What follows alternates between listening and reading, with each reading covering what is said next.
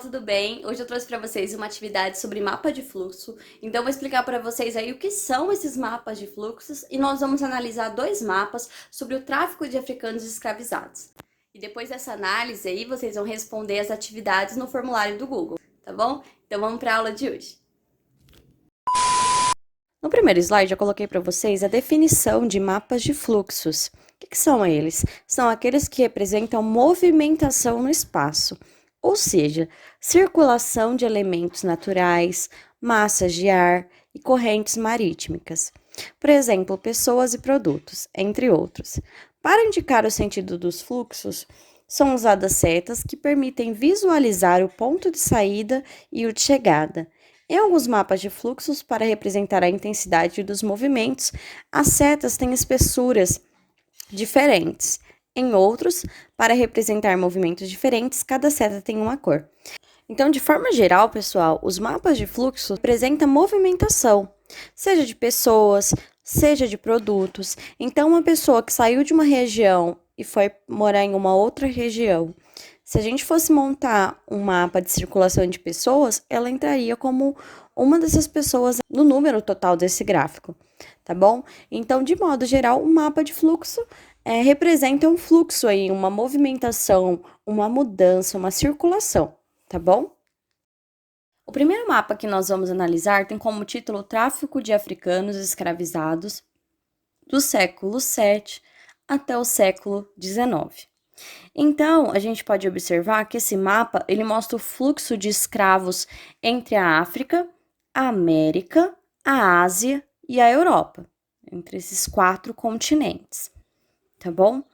O primeiro mapa, ele apresenta setas de cores diferentes. Então, vocês podem observar que nós temos setas laranjas e setas verdes. Isso significa, gente, como a gente já comentou lá na introdução, isso indica fluxos diferentes de origem e de destino. Então, a gente tem que olhar lá na legenda o que cada seta representa. Bom, pessoal, então na seta verde, a legenda nos apresenta o quê? O tráfico ocidental, Atlântico, Oceano Índico, do século XVI até o século XIX. Já a linha laranja, a seta laranja, representa o tráfico oriental no mundo muçulmano do século VII até o século XIX. Então, essas são as duas informações que nós temos nesse mapa. Já o segundo mapa tem como título o tráfico de escravizados da África para a América. Então, no primeiro mapa, ele mostrava 4 continentes. Aqui a gente está falando do continente africano para o continente americano, tá bom? Então, a gente pode notar que no segundo mapa, as setas têm uma cor única, porém apresenta aí espessuras diferentes. Então, tem uma seta que é mais grossa e outra que é mais fina. Então, a gente não está falando aí de fluxos diferentes, a gente está falando de um fluxo igual dos africanos para o continente americano, tá bom?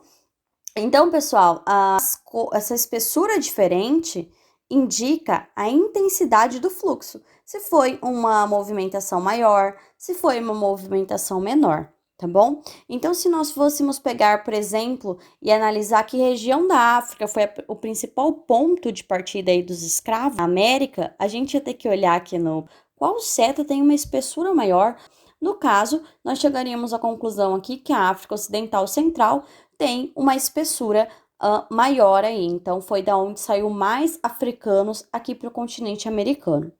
Então, o segundo mapa é um mapa que mostra aí a quantidade de escravizados que embarcaram na América, no continente americano. E qual foi o recurso que eles usaram aí? A espessura das setas. Então, quanto mais grossa a seta, mais escravos tinham vindo daquela região. Quanto mais fina, menos escravos tinham vindo daquela região. Se nós compararmos os dois mapas, a gente pode notar que no mapa 1, ele tem relação aí com o mapa 2. Então, se nós pegássemos só as setas verdes do mapa 1, seguiria aí uma relação de informação com o que é trazida no mapa 2.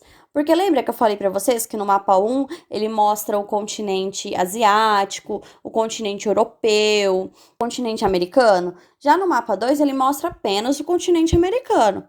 Então, as setas verdes aí, ela tem relação com o mapa 2, tá bom? Caso a gente queira saber a quantidade aí de africanos que foram trazidos para o Brasil, teríamos que somar as setas de destino. Então, nós somaríamos essas 4 setas aqui do Brasil e conseguiríamos aí saber quanto de escravos chegaram aqui.